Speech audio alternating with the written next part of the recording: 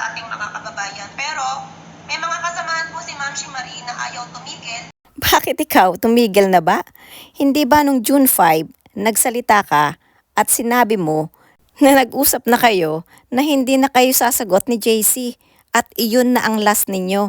Pero hindi ba't after ng June 5 may June 7 pa, mayroon June 13 pa at eto pa ngayon, meron ka na namang sagot. At ang mas matindi, yung gagawa kayo ng kwento, magpapa-victim, tapos wala namang kayong reaction doon sa mga sinasabi namin at inilalatag naming evidence. No? Ng pagmimil kay Tita Aida tulad ni Ecclesiastico. Isa na naman kasinungalingan, correction Japina, never akong nag-email or nag-mail man lang kay Tita Aida. Assuming nag-i-email ako sa kanya, assuming na lang. Bakit may mali ba doon sa pag-i-email? To be honest, gusto ko siyang i-message sa kanyang messenger kaso hindi ko alam ang messenger niya. At gusto ko talaga siyang makausap. Kaya wag mong papakalat na nagme-mail ako sa kanya. At siya pumupunta sa comment section ko. As courtesy, sasagutin ko yung mga comment niya. Baka naman yung sinasabi mo, yung tinag ko siya doon sa post ko. Kasi nga gusto kong mag-comment doon sa post mo na kung saan inattach mo yung comment ni Tita Aida. Siguro kung hindi ako nakablock, doon ako magko-comment sa post mo. Unfortunately, nakablock nga ako. So para-paraan lang yan. Kaya yung comment ko, pinost ko na lang sa YouTube channel ko. At tinag ko nga si Tita Aida. Bakit mo kasi ako bilinak? Di sana naandoon yung comment ko sa comment section mo. Ang sabi mo, pinopost pa. Ang tanong, hindi ba't nasa social media sila? So ibig sabihin, kapag pumasok ka sa social media, tayong lahat ay open for criticism. Pangalawa, mayroon bang silang mga sinabi na para makriticize? Pangatlo, si Aida pumapasok yan sa mga comment section. At sa comment section ko nga, mahaba pa nga yung mag-comment. Kaya sinasagot ko punto por punto ang mga sinasabi niya. May mga tanong nga ako na hindi niya masagot. At never kong binastos sila. Kung sasabihin mo na binastos ko sila, magpakita ka ng ebidensya. Napakatagal na nilang sponsor sa Techram community. Ang tanong, bakit ngayon lang nadadrag ang mga pangalan nila nang dumikit sila sa iyo? Dahil nang dumikit sila sa iyo, natuto silang magalit, natuto silang mainis, at natuto silang mag-isip na naiinggit sa isang tao kahit wala namang kainggit-inggit sa iyo. Kaya pwede mo bang pakilinaw, Aida, kung ano ang kainggit-inggit kay Japina? Pamilya? Kaibigan? Edukasyon? Career? Business? Subscribers? Looks? Fame? O pera? Kasi kung i-enumerate natin ito at i-analyze natin, wala, lahat naman nito ay meron din kami. Pero ang tanong ko sa iyo, na tama ba na sabihin or pananaw ng isang tao sa sarili niya ay babaeng Kristo? Tama o mali? Pangalawang tanong ko sa iyo, Aida, tama ba na ang dahilan mo ng pagpapalipad ay dahil naiinis ka sa mga naiinggit kay Japina? Tama ba yung layunin mo na gamitin ng pera para magpalipad lang dahil sa nararamdaman mo, para tabunan ng pera kung ano man yung nararamdaman mo sa puso mo? Marahil sasabihin ng ilan at isasagot ng ilan, wala ka ng pakialam sa layunin ni Tita Aida. Tama naman kung iyan ang idadahilan ng iba dahil wala talaga akong pakialam. Pero ang ipinupunto ko dito, dati si Tita Aida, si Tito Bong, nagpapalipad dahil sa pagmamahal, dahil sa kasiyahan. Pero ngayon, nababahira na ng galit at inis. Nagagamit na ngayon ang pera sa pagpapalipad dahil sa inis at galit. At proud pa talaga si Japina na sabihing lalo nyo silang ginagalit ngani.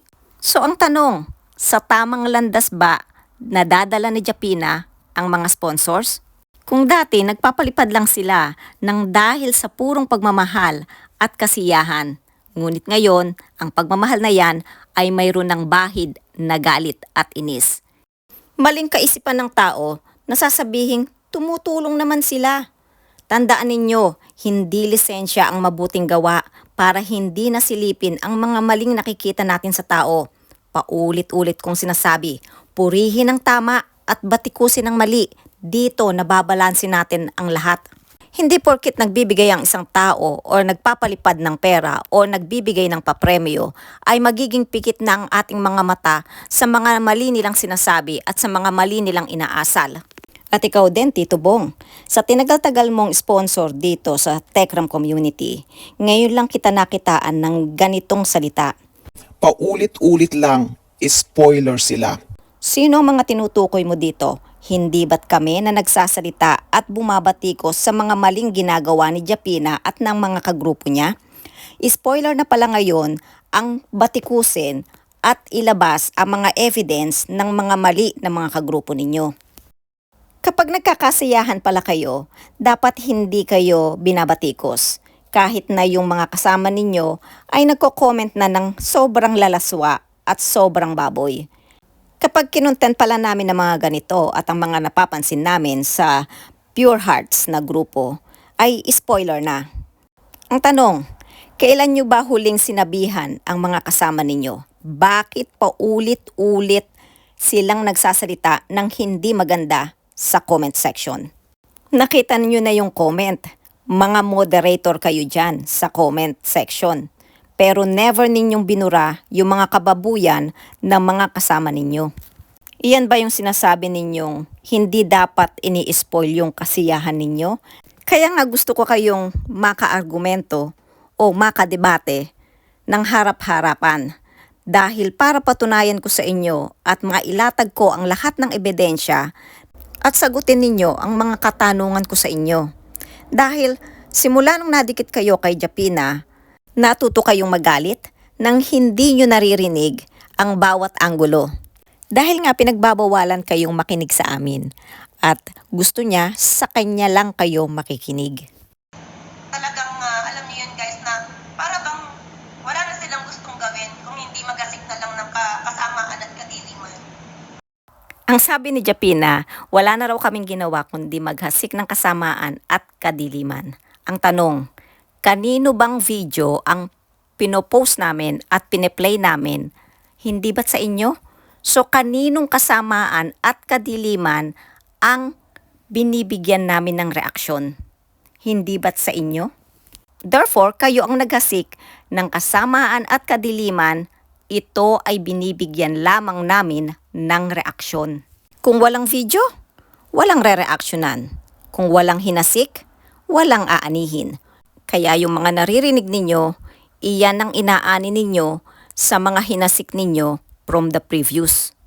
At ang nakakalungkot, yung patuloy na paghahasik ninyo sa mga comment section ng mga kababuyan at mga balahurang pananalita. Kaya naman, nai-screenshot namin at nabibigyan namin ng reaksyon. Spoiler bang matatawag?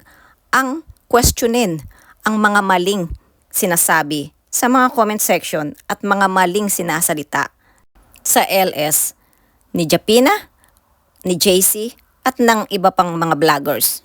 At imbis na pabulaanan ninyo ang mga sinasabi namin at mga ebidensyang inilalatag namin, ang gagawin ninyo, ipapakita nyo yung mukha ko, sasabihin ninyo, akala mo kung sinong pagkatalino, akala mo kung sinong pagkagaling. Smart shaming ba? Bakit hindi masagot yung mga inilalatag kong ebidensya? Bagkus, mananawagan pa na wag makinig sa LS ko or sa mga content ko. Dahil kung nonsense naman talaga ang mga sinasabi ko, dapat mas lalo mong pinopromote para makita nila na talagang nonsense ang mga sinasabi ko dito sa mga content ko. No? So, nakakahiya lang po na natawag pa silang Tekram family at Nakakahiya? Bakit ikaw, Japina, hindi ka ba nahihiya? Nasabihan ng bias si Kuya Poren. Dahil paulit-ulit mong dinadrag ang pangalan ni Kuya Poren. Nag-e-exaggerate ka pa ng mga kwento na mga pinagkukwentuhan ninyo. Ang mga sponsors, tuwang-tuwa at proud ka pa na nagagalit sila, na lalo silang nagagalit, kaya ka pinapaliparan. Iyan ang tinatawag na maling pagmamahal. May pagmamahal sa'yo, pero may kalakip na galit at inis. Sa akin ba nang galing ang information na yan? Hindi ba't galing sa iyo? So base na rin sa information na binigay mo, ikaw ang nagdadala sa kanila sa maling landas at sa kahihiyan. Akala ko ba, Japina, hindi ka nasasagot? Eh ano ito? Dami mo pang kasinungalingan dito. At yung pagko-content namin sa iyo, hindi mo ba nakikita na nirerebat ka lang namin sa mga sinasabi mo? Ngayon, hindi ka naman din natitigil, hindi ba? Bakit hindi pa natin ilagay ito sa isang argumento o sa isang debate? Walang bastusan. Sasagutin lang natin yung mga katanungan natin sa isa't isa.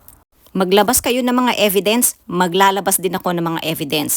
Ang context ng debate natin, papatunayan ko na ikaw ang nagdadala sa Tekram community sa maling landas. Kayo naman, papatunayan ninyo na kayo ay nasa tamang landas. Nang matapos ng lahat ng ito, hindi yung paulit-ulit mong sasabihin na hindi na kayo sasagot, pero paulit-ulit din naman kayong sumasagot pa rin. At ang nakakalungkot, puro kasinungalingan pa ang mga sinasabi ninyo, puro mga exaggerated na mga pananalita. Kaya kung matapang ka talaga, Japina, at mayroong kang paninindigan, at nasa tamang landas ka talaga, hindi ka matatakot na humarap sa isang argumento para patunayan mo na nasa tamang landas ka talaga at inaakay mo ang mga kagrupo mo sa tamang landas. Ikaw na rin ang pumili ng channel, ikaw na rin ang pumili ng moderator. Ang isa lang hinihiling ko ay ang oras at ang panahon na pareho tayong available.